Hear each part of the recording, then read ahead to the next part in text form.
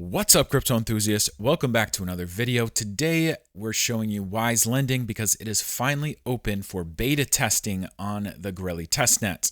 And we're not that far away from just switching this to live as well. So this is the final testing stage before we bring it live on mainnet. So pretty excited about that. So first of all, go to our link, which you can find in the description.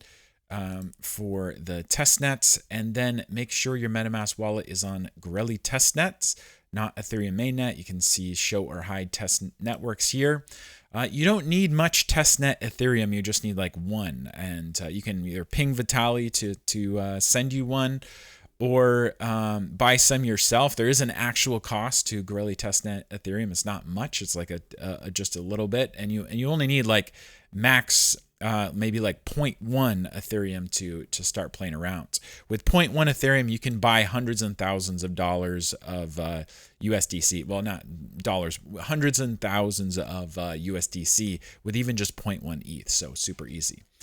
So first of all, let's go ahead and connect our wallet. Notice that all our other applications, you can only use MetaMask, but here we've got Wallet Connect and Coinbase Wallet as well. So that's a little improvement.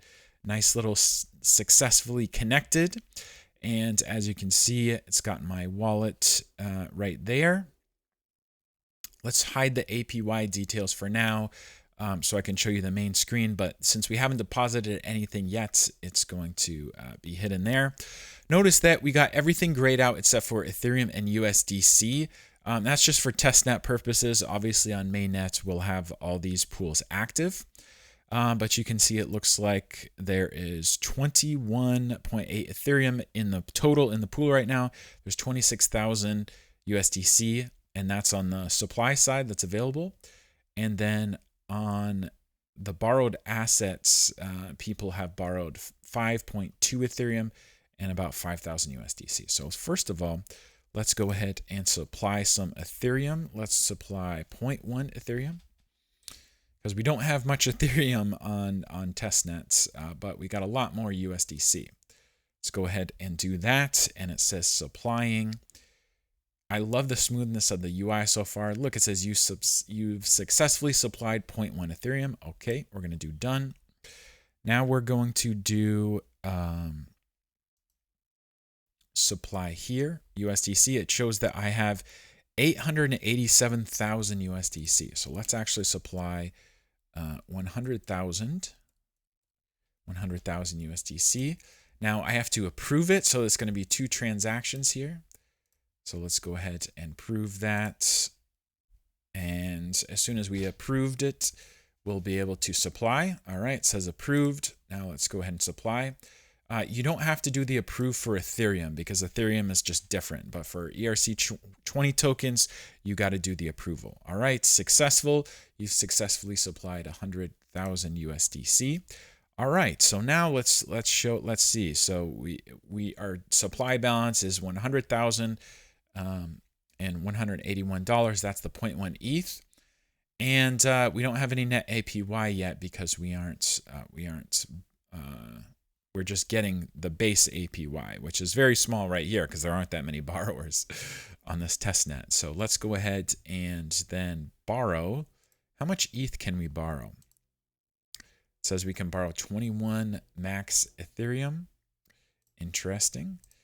How much max could we borrow from here? It says we can borrow 80,000 and 80,858 max USDC here. So let's actually borrow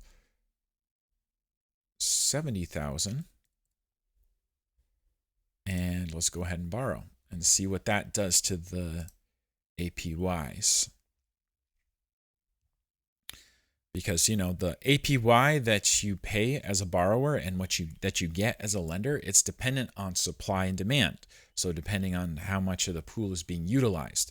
This is similar to Aave, but the mechanism where which we determine what the APY is exactly is determined by AI, specifically our Lesa AI. All right, interesting. So see the APY has gone up to 0.35%.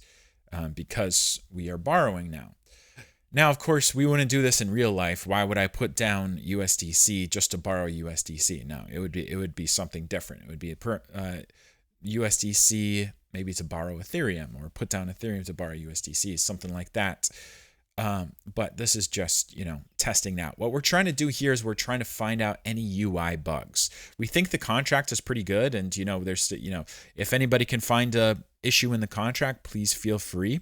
We'll have a bug bounty for people that can do that as well.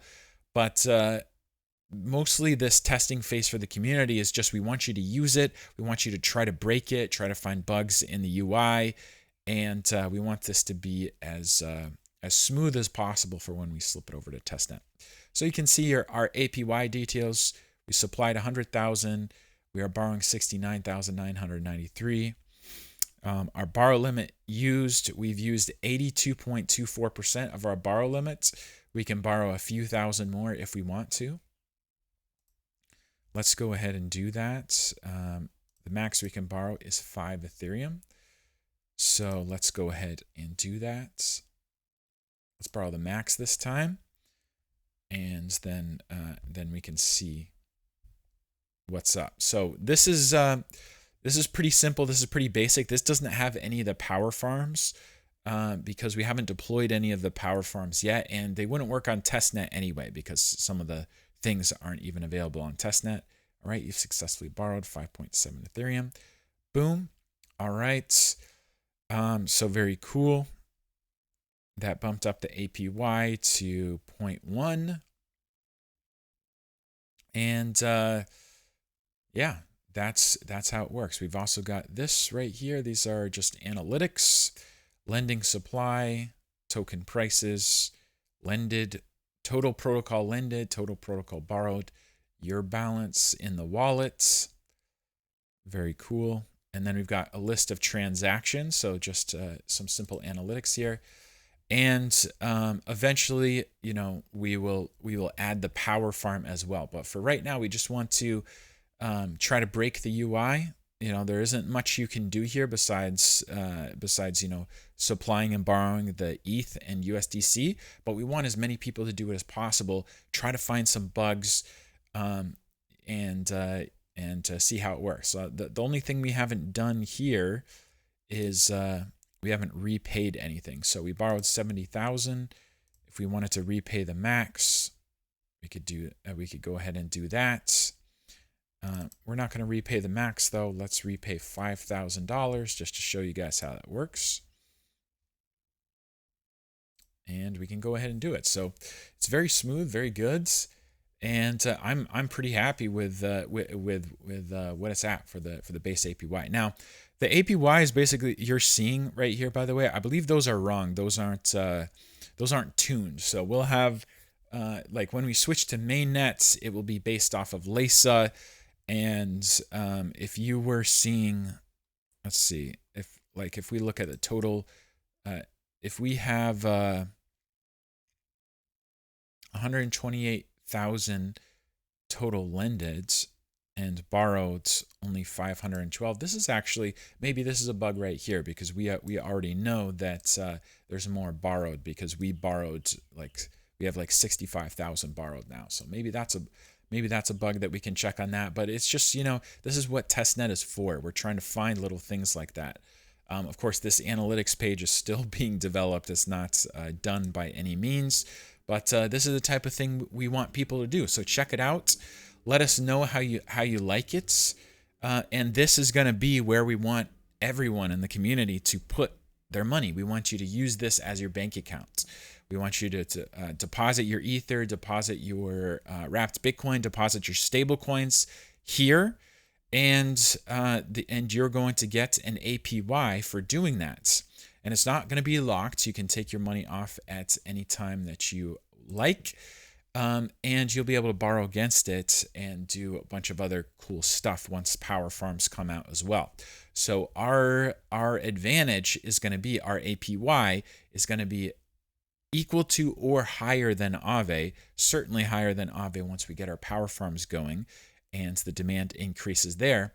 But this is going to be really, really good for for our community. This is our flagship protocol. So as soon as we flip this live, now we really have something to talk about. Now you really have something to tell your friends and family about, because this isn't just, something speculative. This is something really useful that can be used right now for anybody that's holding stable coins and anybody that's holding Ethereum to just place it on the protocol. So let's try to get once this goes live, before we launch our power farms. My goal is to get about $3 to $5 million deposited on the platform just from our community alone. And with some help from Liquid NFTs, we'll shift some money over from there. But let's try to get 3 to 5 million on our protocol, so that we're ready for power farms, and then we could just start doing amazing things.